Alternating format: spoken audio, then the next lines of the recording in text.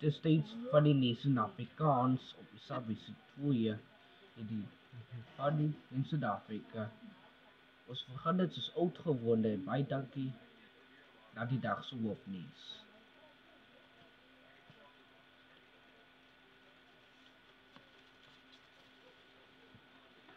Daar was goed tussen Geberge en de Weskaap.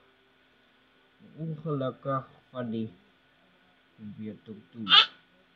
Die polisie sê die hele tyd van de vervaters en eiers gegee weer van oorhof om te doen.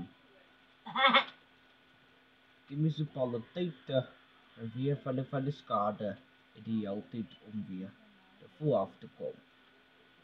Dit sluit nou van die nuus in Afrikaans. Daar was so goed tussen in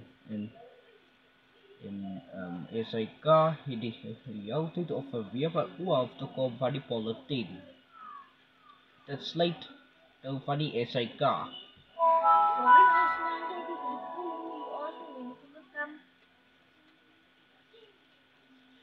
So die lees in Afrikaans en op Isabische 2 het die hele tyd om weer van oorhof te kom. Goeienaand en welkom by die sport. Daar was goed tussen in Bottervie en Caledon het gewen. Hulle wat so gesê en weer van oorhof te kom.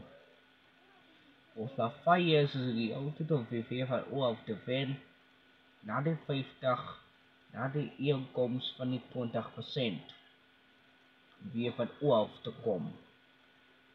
Goeienaand en welkom by die weer. Daar was so goed tussen die maximum van die 24. En heel tyd van Bottervie van heel tyd van die maximum van 40% tot die maximum van 4%. En so sien we morgen en dan ziens in rustige verder.